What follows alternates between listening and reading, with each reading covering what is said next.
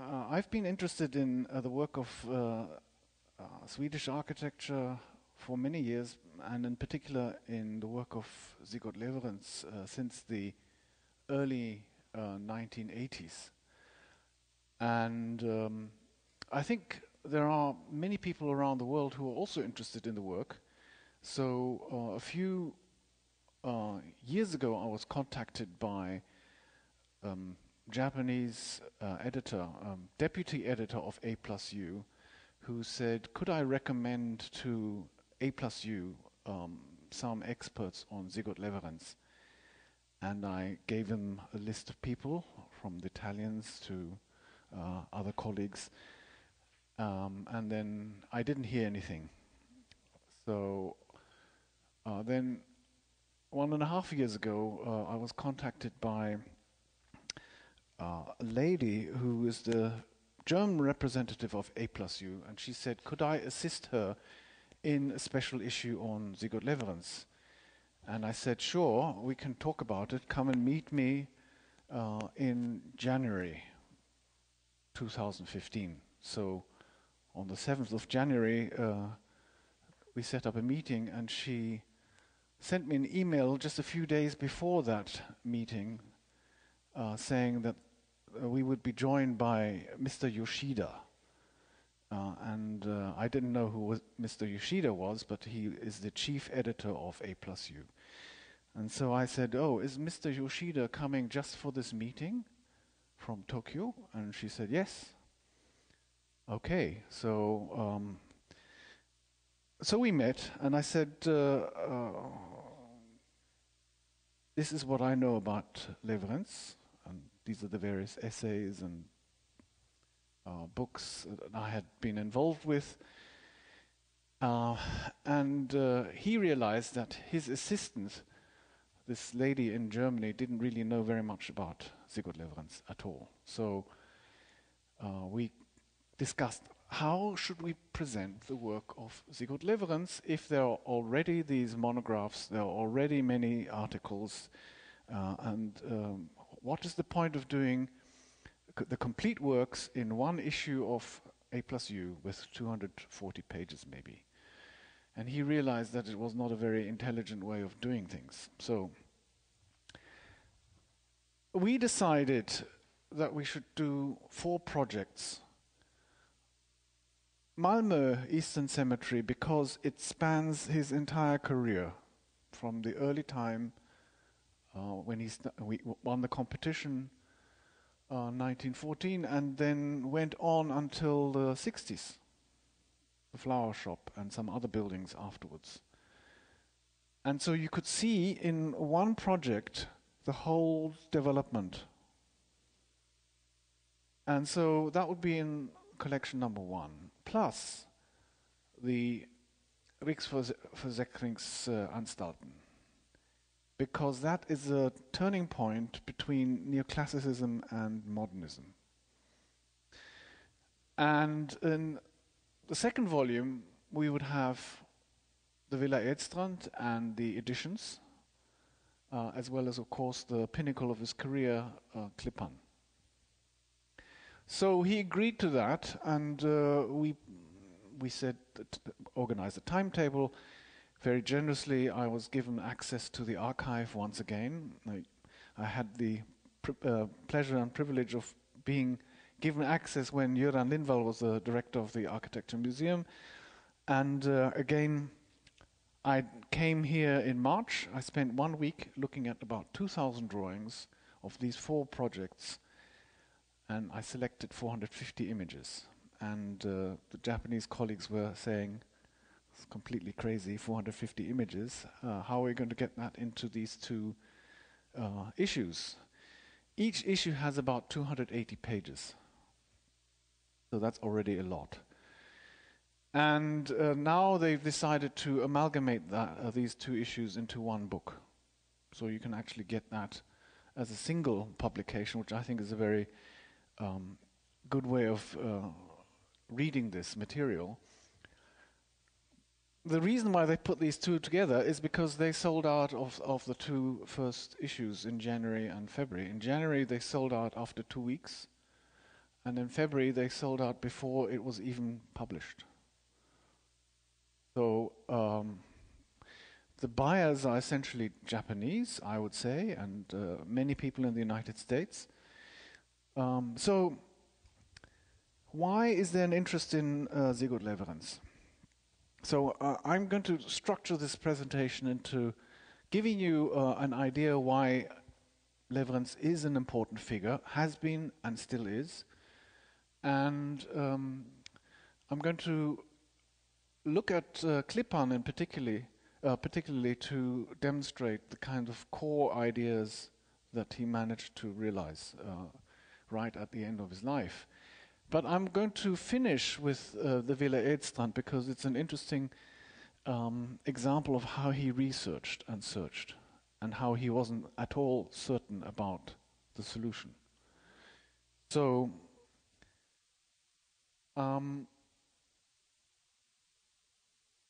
poetry of matter in the service of life. I think that is the theme that captures Sigurd Lewerentz's work. And if I want to be a little bit more accurate, I would say architecture as a frame for the reflection on life.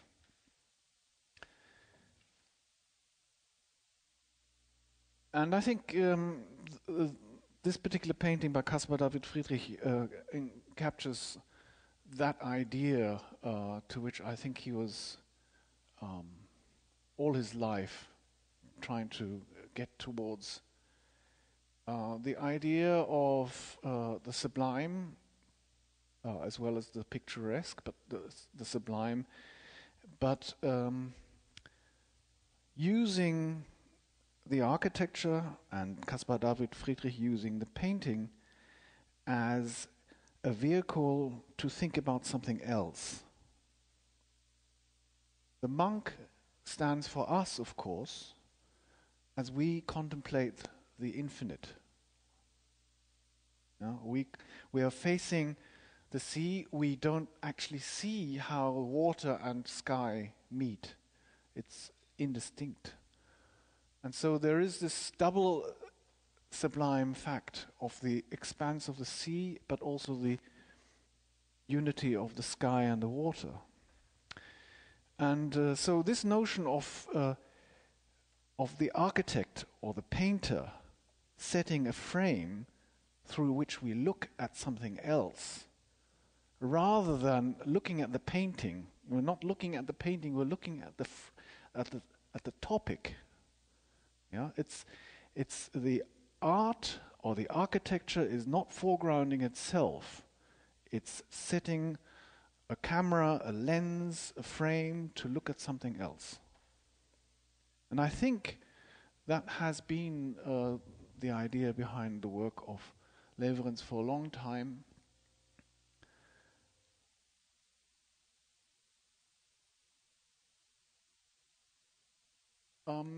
Which is also one reason why he's not, why he worked very closely with craftsmen here on the building site of Qartheen. And here is a letter that he wrote to the foreman, Sjöholm, which I don't know, can you read this? No? He's thanking him for the work, for his humor.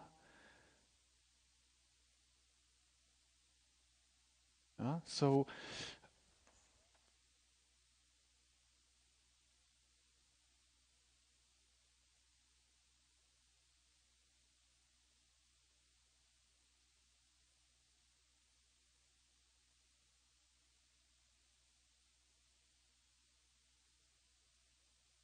yes? No, I mean,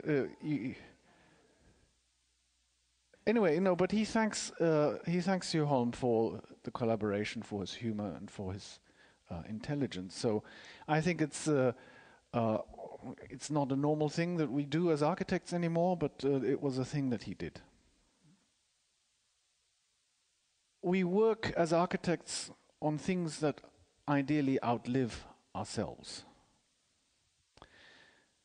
And so what Lewerentz is interested in, I think, is substance and not effect. This sets him apart from architects today. We have been educated in the architectural history to look at big figures like Le Corbusier, Walter Gropius, and more recently people like Rem Koolhaas and those people. And we are being inculcated with this idea that maybe we are not known now, but we will be famous when we build something. Yes? And this is kind of the figure, the kind of poise that architects like to think themselves as a successful figure. This is an image which actually Rem Koolhaas put together, where he wanted to criticize the excess in ridiculous designs for skyscrapers. And of course he couldn't resist putting his own skyscraper right in the middle of the most ridiculous of all skyscrapers. But this is from Koolhaas himself.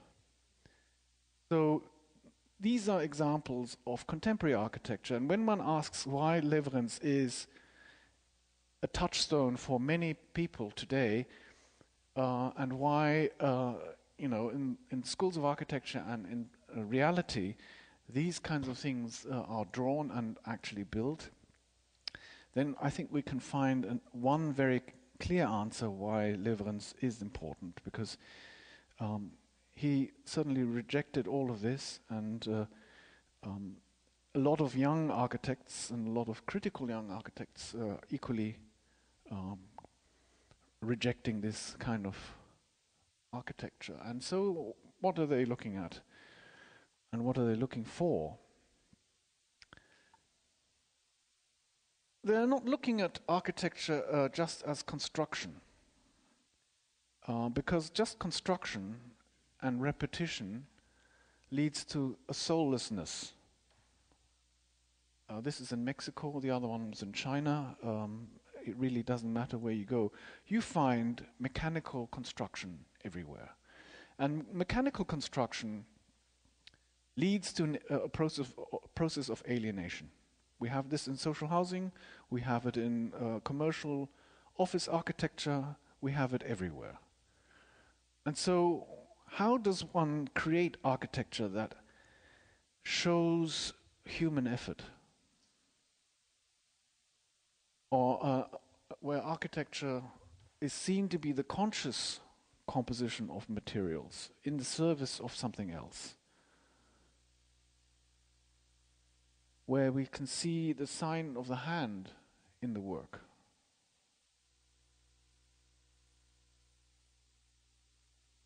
And so in the work of Klippan, there are a number of things happening. One, Lewerentz is moving away from this mechanical architecture and clearly establishing the sign of the craftsman in the work, while at the same time looking for simple, direct details. Here are some of his sketches for the window system. And there are quite a few in the archive, and very fascinating. He goes through all sorts of different options, from doing a frame with a window, with a wooden profile, to something which is a simple clip. And as you know, that is the detail that later on he adopts. So he's on the one hand looking for direct construction and real minimal detailing, while at the same time looking at an architecture that is substantial. And why is that important? Because it's important because we need to be able to understand what things are made of. And so that substantive aspect, this is the drawing for the brick seat or the brick bench in Klippan. in being able to see what the building is made of, even to the tiles in the bathroom, we understand the physical construction of the building.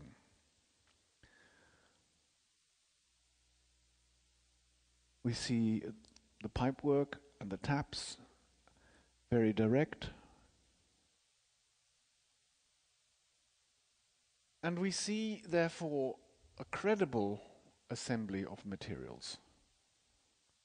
Now, it's not just fantasy, it's not just some kind of substructure which is clad where you don't know what's happening, and so there's not a separation between the different order of construction elements in a building.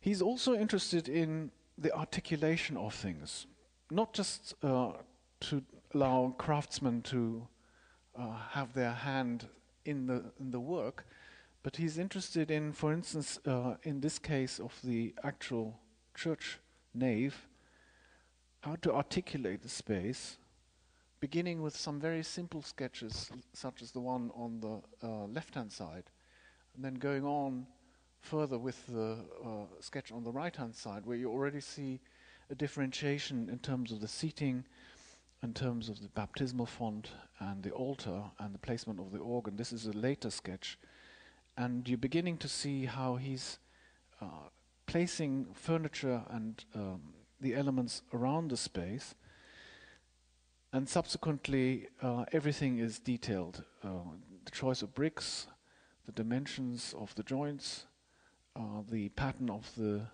layout, the angle of the floor, and all of these things. You don't actually notice much of this when you first enter the space. I don't know how many people have seen Klippan in reality. But when you enter Klippan, you're basically confronted with a very dark space, and you know that it's all made out of brick. You see that predominant color, and you notice the double steel post in the middle. But it's not until later, if you are inclined to look at all these details, do you realize that all these things are differentiated using the same material.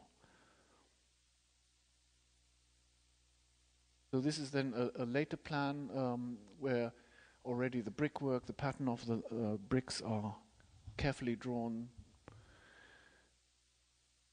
And so you're in a space that is essentially one material, or should we say two materials with the steel, but essentially one color. And that solidity is another aspect of the substantial nature of his architecture.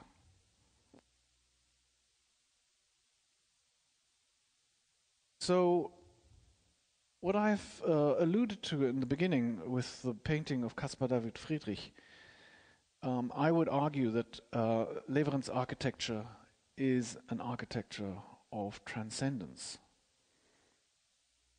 When you're in this space, as you enter for the first time, here is a photograph with a group of people, former pastor of the parish, meeting some visitors here. But if you enter without anybody inside the space, you see this baptismal font, and there is a spout where water drops into this baptismal font, and you hear sound. But the sound is not the one that is made when this water drops into here, and you realize as you watch this, you can see this drop fall into the pool, into the shell, but you hear another sound not at the same time, and so you wonder. And as you notice that from the edge of the shell, water falls into a slot in the floor, and underneath this slightly raised floor is a pool. It's an echo chamber. And so you see the drop, and then you hear the sound. And that decoupling of two phenomena, seeing the drop and hearing a drop, is form of slowing you down, of arresting you and getting you to a different pace. This is a sketch that Lewerentz did, where he shows how this raised surface of the echo chamber is to be used by the ceremony of baptism, when young children stand on top of the curved part, and the priest, the officiating priest, stands where the cross is marked on the floor here. So he had a very clear idea how this would operate. And in fact, it's very interesting. Across the plan of Klippan, the church itself is square. You enter in one corner. There's a so-called wedding chapel in the first space. You enter in the corner, then there's the baptismal font, there's a cross, there's the altar, and on the other side there is an L-shaped building with the parish offices, and there is the catechism rooms at the other corner. So you've got on the diagonal in plan, you have all the major ceremonies, the major sacraments, so to speak, organized. And somebody who would go there on a regular basis, whether you are a child or an adult, you would enter these positions at different parts of your life. So rather than to have this Catholic structure where you have an axial organization in space, he has a diagonal organization in plan. Anyway, there are many things one can say about these things. One of the most remarkable elements is this invisible screen of light that separates the what you could say is the apse from the congregation itself. It marks the path of the priest from the sacristy to the altar. So I would suggest that it's possible to have architecture as a precise frame, and I will define what I mean by precision in a moment, in order to create an oculus, an opening, a way of looking at other things, existential questions. And if one goes to Klippan, that is exactly what happens. You actually don't, confronted with this kind of myriad of articulations, all in one particular brick, you actually get the sense, on the one hand, yes, it's a very simple space, it's almost a square, but it's not that simple. It's certainly articulated. The ceiling is raised slightly in the middle and has these very complicated convex vaults. It has an unusual structure and so on. But it's something that therefore works in a paradox, the combination of a straightforward, almost simplistic space, the square, with this kind of slightly not slightly, what's the word, this slight tremble of articulation all around you. And that's, I think, a very important combination that is achieved in this particular space. I would term this as a picturesque composition. The reason why I use the term picturesque is because, can you see this drawing? This is one of the typical drawings that is in the archive of the brickwork, and it shows Lewerentz's assistant, Michail Papadopoulos, who was a collaborator with the Greek architect Dimitri Pikionis in the 50s, drawing every single brick in that plan by hand, not by computer. They didn't have computers in those days. And you notice that, can you see those slots in the there are different kinds of slots here. These are open perpends, open joints in the brickwork in order to absorb certain parts of the sound coming from the organ so that the reverberation time would be better controlled. Here you see another study. And the display of these open perpends is deliberately irregular, as is the brickwork itself. The joints are not regular. There are different widths, different thicknesses, and it's all very precisely detailed. So the precise architecture in terms of determining the widths of these things and the actual dimensions of the joints, the mixture of the colors of the brick is very, very carefully studied and drawn and precisely decided on in order to get this overall effect of a kind of a veil. So I think these are the qualities that astonish a lot of international colleagues when they come and see this building or when they look at the drawings and they look at the photographs. I come to the second part and I want to talk about how Lewerentz found his own architecture. In the work of Villa Edstrand on Falsterbo, we had a pretty horrible day today. When you see these photographs, you can see why Falsterbo is this kind of wonderful peninsula for spending one summer.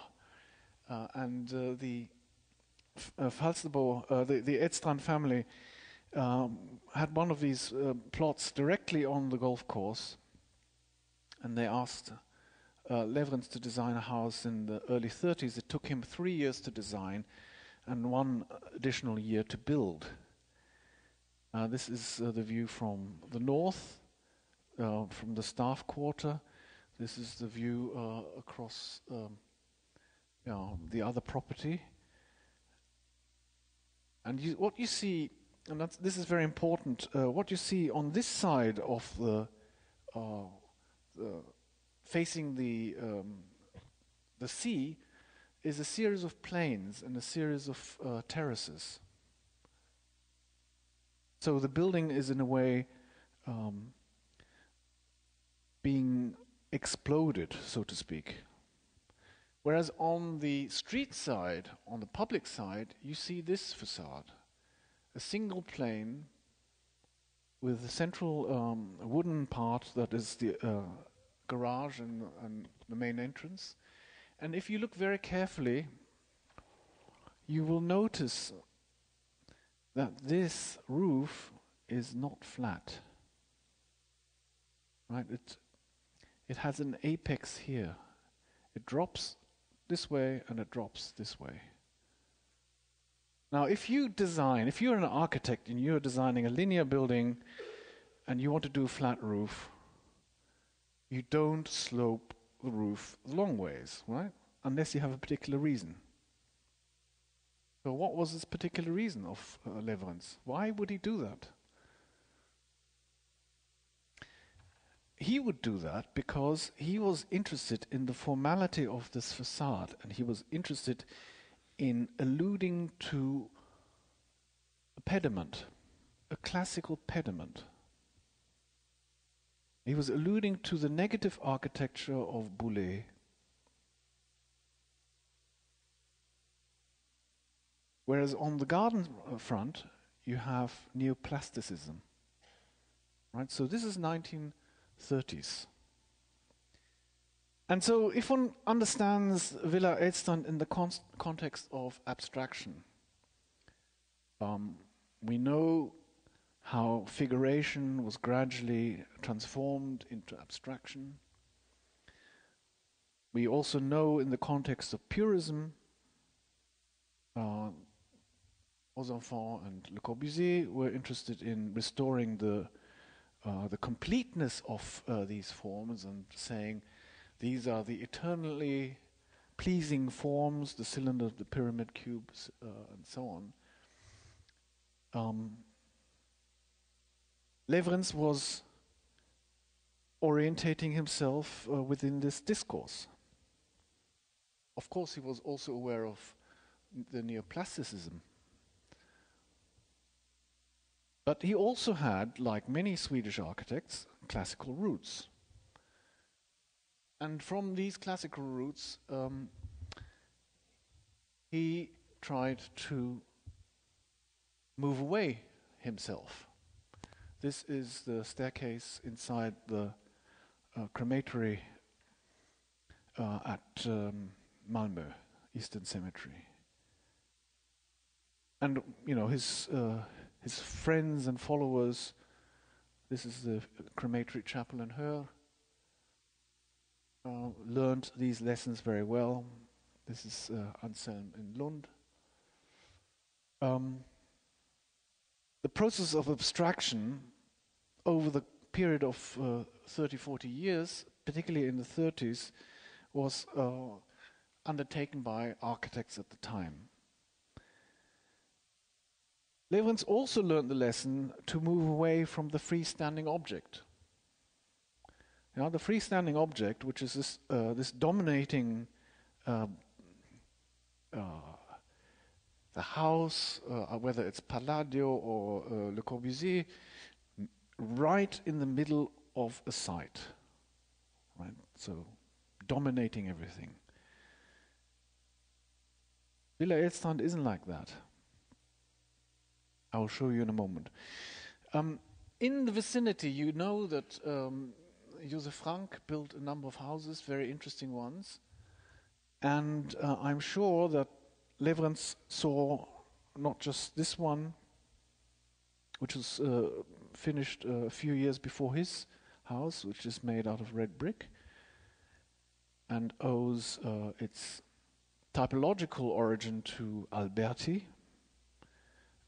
Alberti being the axis of symmetry, implied symmetry here, the triple bay structure, and so on.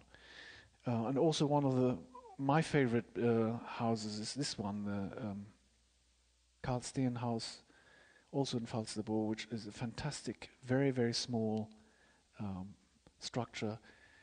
I think it has 65 square meters, and it has 2 bedrooms, 1 living room, 1 maid's room, which is tiny, a kitchen, and a basement even.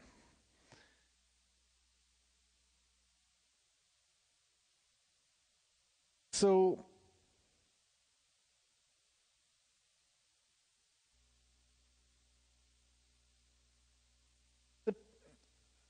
the idea of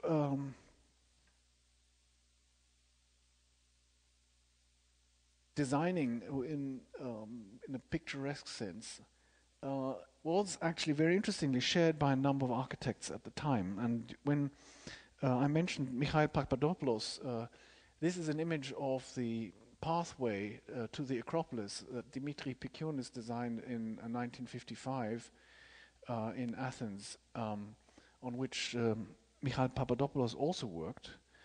And Mikhail Papadopoulos also worked for Peter Selsing on the Kulturhuset.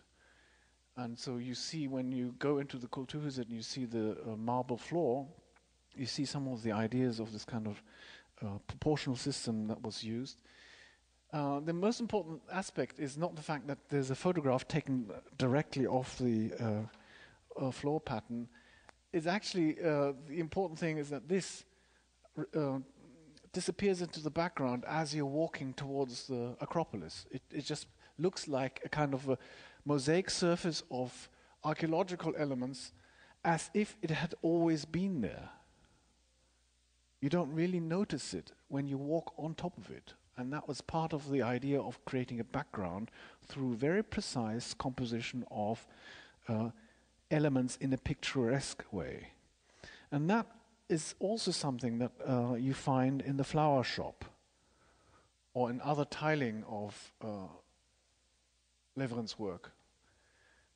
Yeah, you see these paired tiles. Well, there are irregularities in this floor, right, which makes it interesting. And it removes it from this very boring mechanical finished floor surface. And this is slightly, something happened in the... At the top should be another circle with Lewerentz. So we have Piccionis, and in the middle is this figure called Michael Papadopoulos. This is just a kind of an interesting footnote in the architectural history as a figure whose knowledge of a particular design technique travels between these three architects. I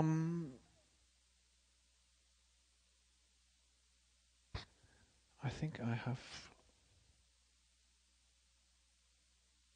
Now I need to switch. I think I've got a... Let me just check whether I have the right program open.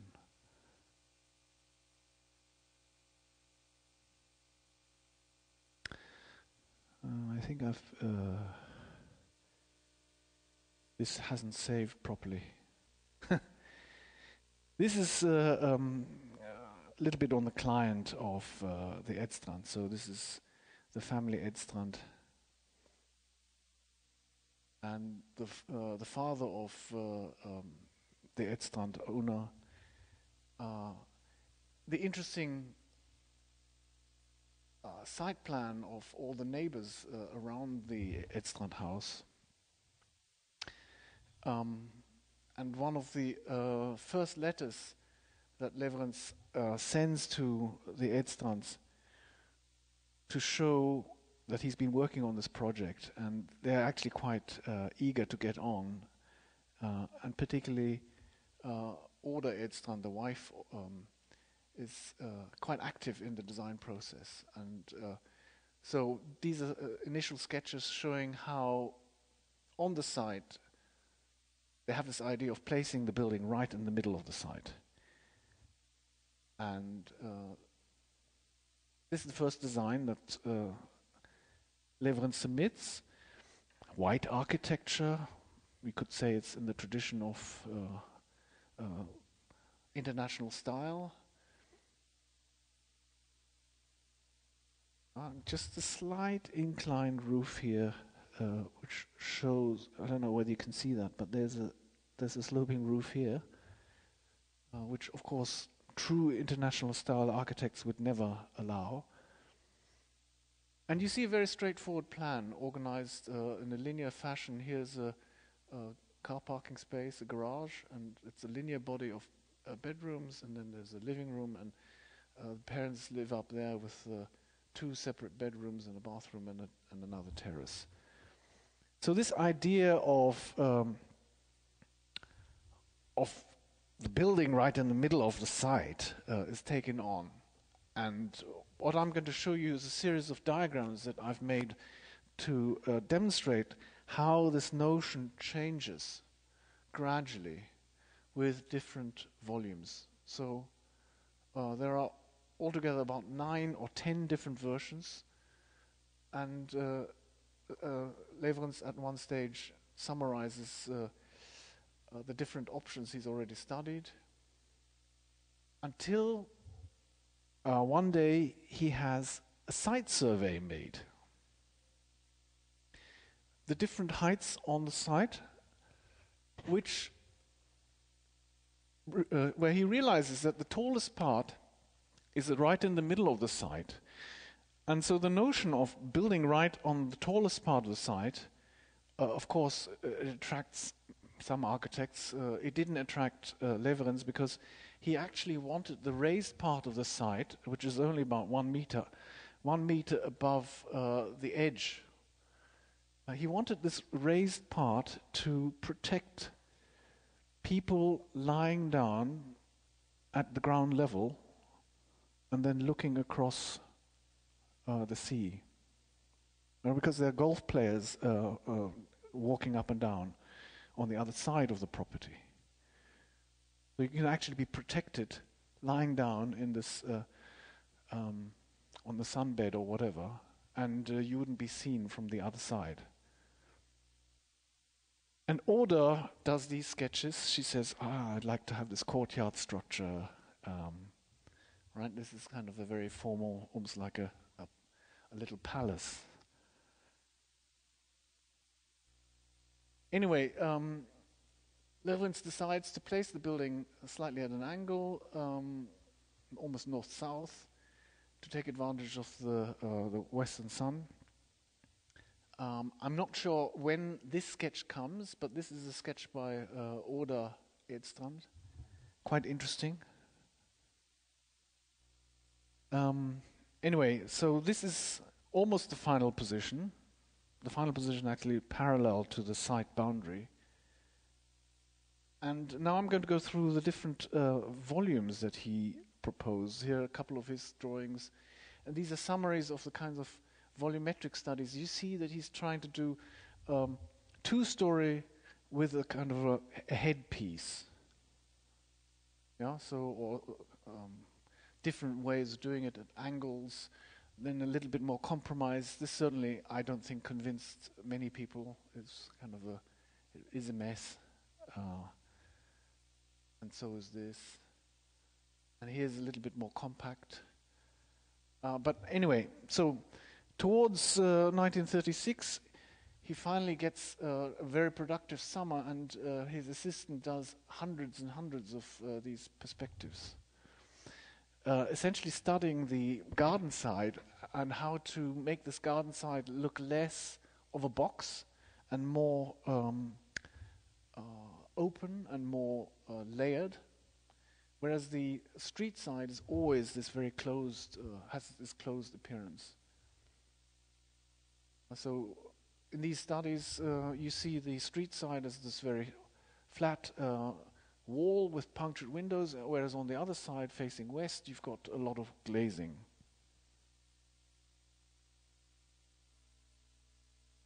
Anyway, so he tries literally 20 or 30 different perspectives. And each one is studying something different. It's studying how to construct the frame, how to emphasize one terrace over another, and so on. And it's absolutely fascinating when you go to the archive and you see these drawings, how carefully they've been made and where the emphasis finally lies. So I conclude the presentation with a final project that Lewerentz undertook in 1961, and I'm just going to show you a few drawings. So when you see the footprint of the Villa Edstrand here, this time the south is actually upwards. You see on the corner of the site, in this particular version, the first version of the edition, two almost square-like objects at an angle, almost like 45 degrees. And here you see the proposed elevations and sections. So you have a living room that connects two bedroom components. One is in this particular volume, and the other one is in the upper part of this volume. And unfortunately, the Edstrands don't like this design, so it was never realized. But it's actually the most avant-garde piece of architecture. Even today, I would say, even architects today would be absolutely amazed to see this design. Because he explores things which, people are exploring today. And that tells you a lot about the actuality of Lewerentz. This is 1961, right? So we are now 56 years, or 55 years after this, and it's still current. This thinking is still current. And so my last three images, these are the two of the three last images. These are a series of interior perspectives that he did to study what? to study different roof formations, but also to study different support systems. And what you see in the middle, you see a steel support. Now, this is not a big span building. Why would you put steel support right in the middle of this living room? What is the purpose of thinking about, what this roof is doing? 61, yes? And so when you go to the archive, if you take an interest in this work, you will see that in these different projects, there are references to other projects. So, you have a structure in a living room supporting a roof, and this then gets designed 3-4 years later in Klippan.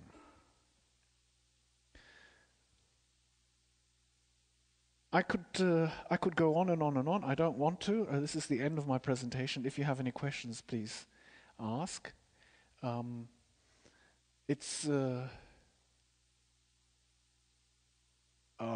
can I put it? I first started becoming interested in the work of Sigurd Lewerentz in 1987, 88, so about 30 years ago. And I went with some friends through North Germany to Copenhagen to look at some Utzen, and then we had the monograph on Asplund, and we wanted to go to Finland because we wanted to see the great work of Alvar Aalto. And we had 2 weeks, and we focused on Finland. We said 1 week in Finland, few days in Denmark, Sweden, and then a few days on our way back. And after the week in Finland, seeing, 50 Aalto buildings, we became absolutely over-saturated with Aalto. And one of the last buildings we would enter in Aalto, we would say, before we even entered the space, after a while of a low ceiling, there would be a tall element, and sure enough, that was it. But on our way back, we also brought the monograph by Jana Alin on Sigurd Lewerentz, and we didn't really think much of the work. The photographs weren't very interesting, and so we went to go see Björkhagen, and that was pretty amazing. So we said, this is pretty good work. On our way out, let's go and see Klippan. And of course, Klippan was the big revelation. It was like a complete epiphany. It was like we went into the space and we were completely silenced.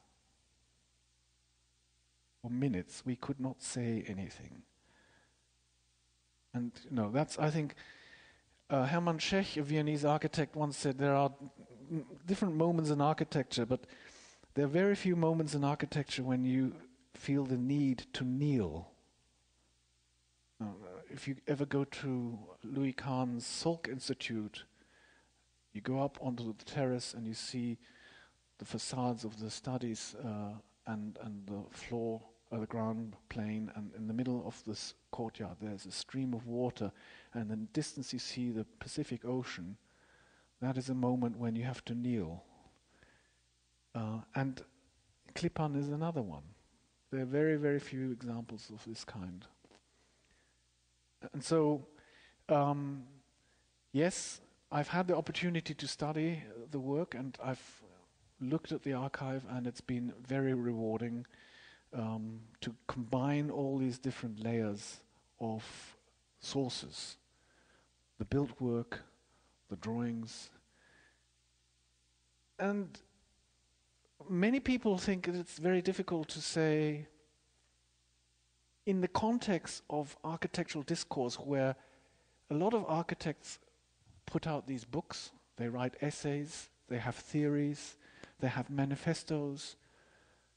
Lewerentz didn't write, he didn't write a manifesto. He built.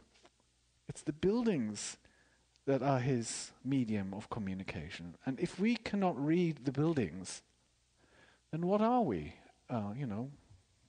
If you call yourself an architectural critic or an architectural historian, and you always have to refer back to some text, what kind of an architectural analyst are you?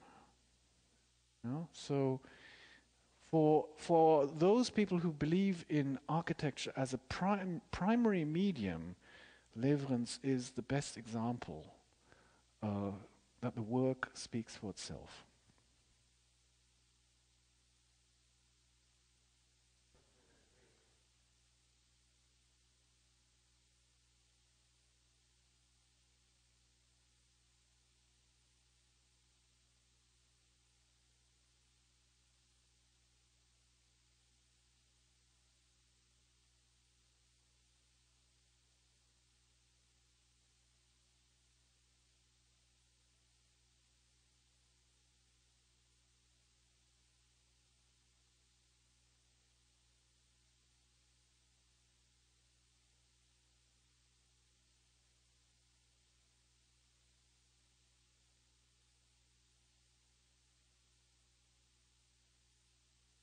Mm.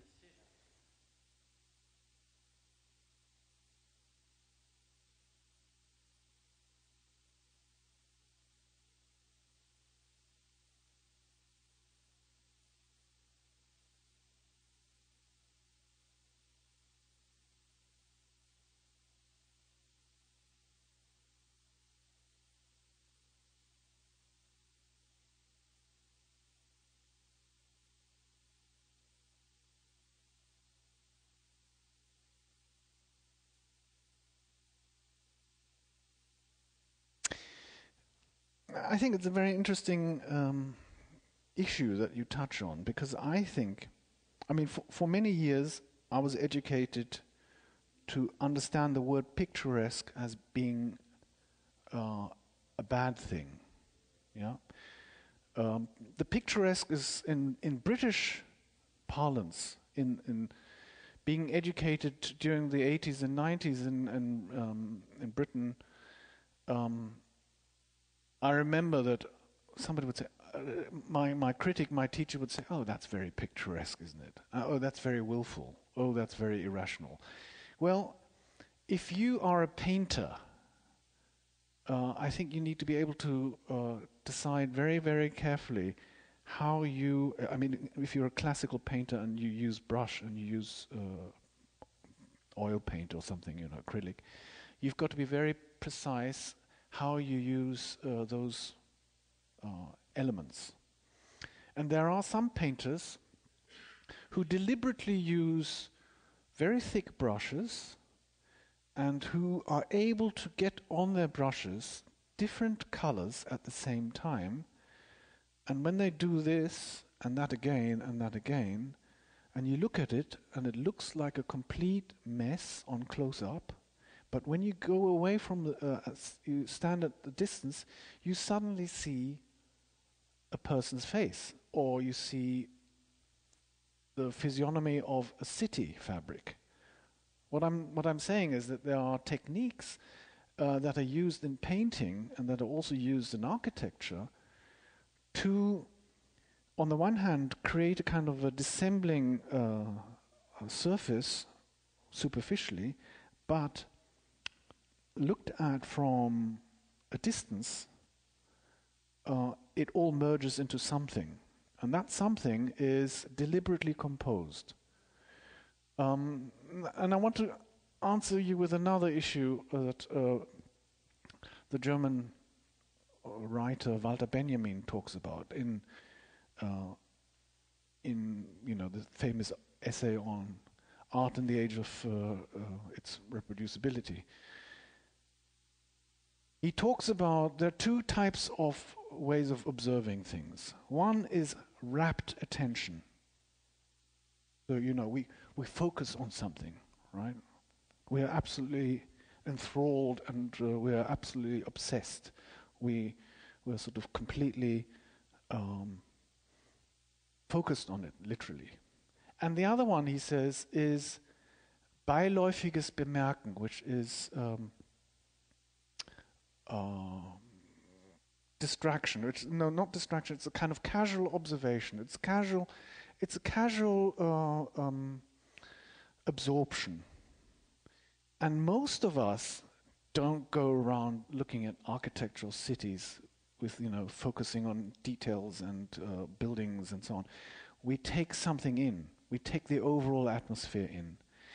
And it's that removal of architecture away from a kind of a rapt attention to one where it becomes this kind of flickering in the background that I believe is behind this series of vaults, behind the way that the brickwork is laid, behind the way that the floor is done, etc., etc. So all these things are that's why I'm saying it's a very precise architecture using the picturesque technique to create this kind of rippling effect which removes the architecture from primary focus. Right? Now that sounds like a paradox, right?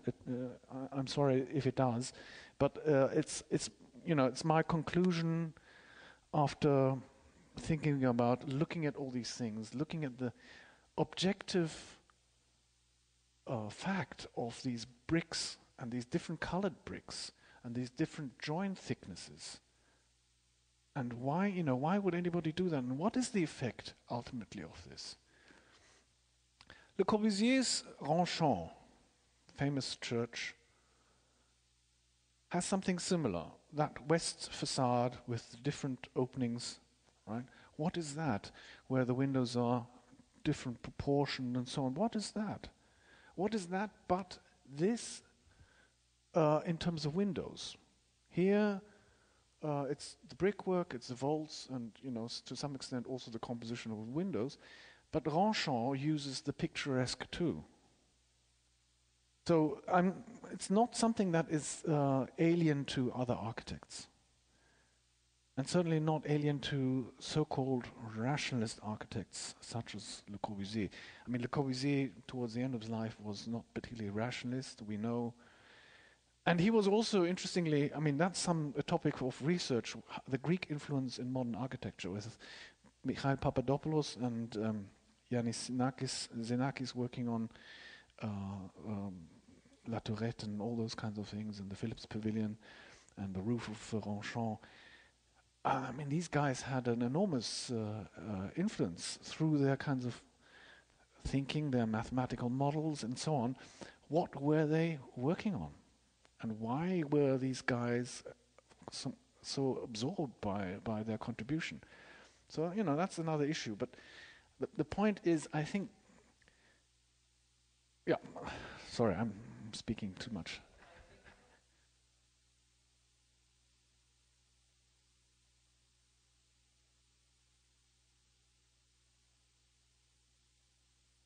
The drifting, the shimmering, you called it. But also, if you're laying the bricks in the drawing, you put a half a brick in. That would slide the coursing. In other words, there's an internal generation of the shimmering. There's supposedly there's no cut brick. We discovered a cut brick in our survey of the building, by the way, but, let's keep the secret. But, the point is, if you say there's no cut brick and then you achieve this irregularity, imagine that you have a brick wall, right? Half skin thick. You allow yourself a certain amount of tolerance in terms of the width of the mortar joints, but you also want to introduce different openings for acoustic reasons. Now, but you also want to have overlaps. So how the hell do you do that, right? It's a lot of work. And that's what I mean by precision, because, you don't get to that by just doing, that kind of stuff.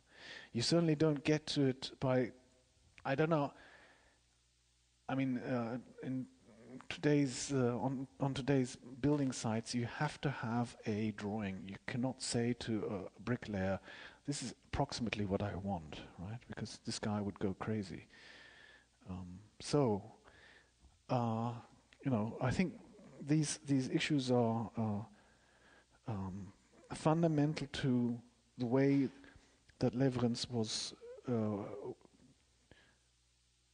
achieving a certain kind of language which always has this balance between something that is supposedly regular, but that is undercut in its regularity.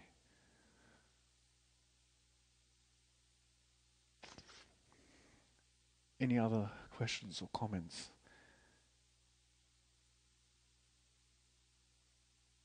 You find most of this in the double issue of A+U, and also in another monograph which I published on St. Petri Klippan. Matthew Hall, who kindly gave me the video that you saw at the beginning, is organizing an exhibition in Klippan this summer. So I think there's a lot of celebration going on, quite rightly. Thank you very much. Oh, Göran, you have a question. This is maybe an odd and difficult question, but I've also always understood that Lewerentz was extraordinarily clever in the technical aspects of a building, and that much of this variation comes from his knowledge of how to use variations of the technical supporting and combination, although we don't see it that much. You see it? I mean, we can remember also that when he participated in designing the theater in Malmö, they could not work so well together, all the three of them. And Lewerentz then undertook the machinery of the theater, leaving the design and the other things for the others. And he also worked so much with techniques in his own industry. He had a number of patents of very simple but very important things. So I think there is also an aspect of his technical knowledge that influences the way he builds up these houses. Absolutely, and I think one of the most interesting systems that he developed, which was widely used, was for the window system for Idesta. And that's so brilliant because what it is, it's for the vertical supports you have a tube. And for the horizontal you have a rectangular frame. And the glazing is set into a little U-channel. And the U-channel can be screwed onto the tube at any position that you want. So if you've got a polygon, if you've got a circle, you can make any shape with this. And that's the absolute, the economy. And it's just an incredibly elegant and simple and minimal system. And so this is the kind of way of thinking that led him to this window detail, which is just basically clipped on with a Z-shaped profile and then silicone, right, which has to be replaced every now and again. But it's a very direct way of dealing with a detailing problem. Nowadays you can't do it because of insulation regulations, but at the time it was a very direct way of doing it. Could I just say a few words about this? One of the most common small elements for which in Swedish is called laws, which is very, very commonly used, is a patent of Lewerentz. And maybe you don't know it, but Jan Erlin and I went to save a lot of material in the basement of the industry in Eskilstuna. And there's a number of these technical drawings that became patents in various small details that we meet every day. And this is another part of his work still to be discovered.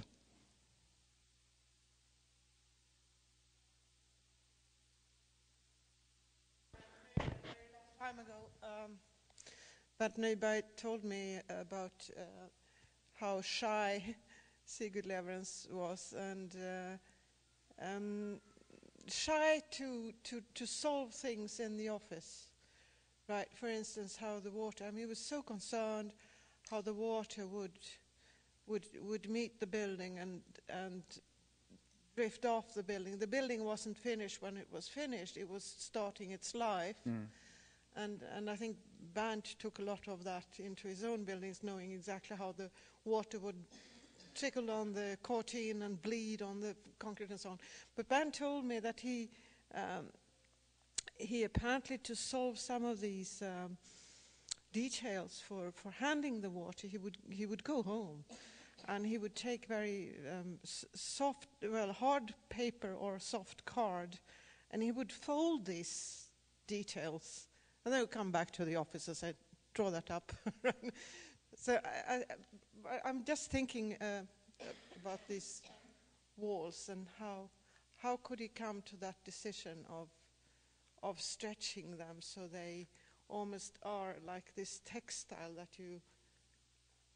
Because it actually makes that there is a double effect, if women use that word, as a double result of that, is that on the one hand, it actually becomes like a surface of the textile. You read the pattern differently and softens it.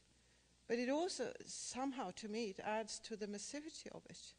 It's like it's more than you kind of forget the regularity of it. On the contrary, the walls, they are regular, and the table is very regular.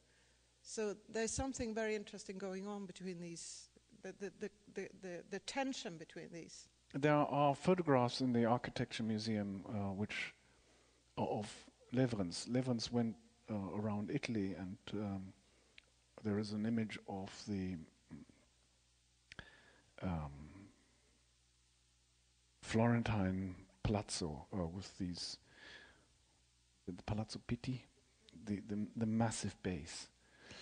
And if you've ever been to quarries, if you've been traveling, across Sweden or other places that have a lot of stone, and you study the way that the stone is laid as a wall, and if you're interested in landscape, you start to think about what makes something alive. And when you go to these palazzi with these massive stones, it's not so much the inability of precision, but the kind of knowledge of the stone that creates a very lively structure, right? Even though if it's a very rough structure.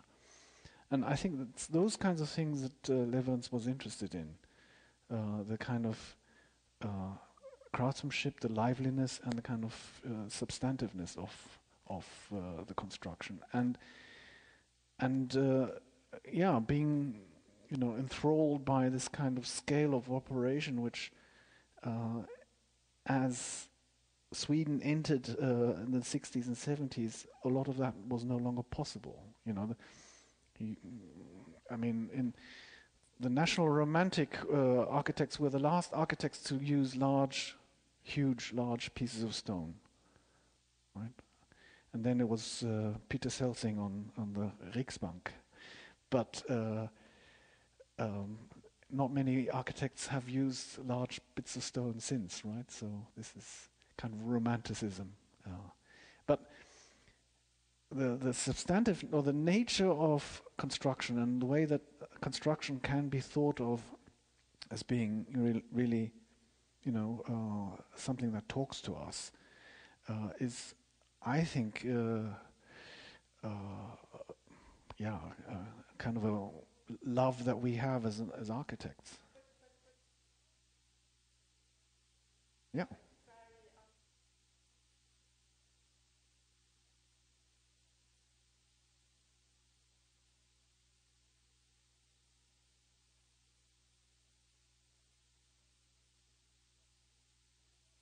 Mm.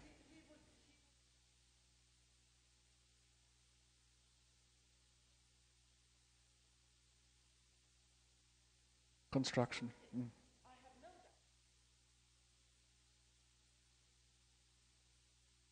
Well, Wilfried, you have given us a highlight in architectural analysis, and it's been wonderful to listen to you. And we are very happy to see you as a foreign member of the Academy, as you are. There are few people like you in architectural speaking. Thank you very, very much. Thank you. Thank you. Thank you.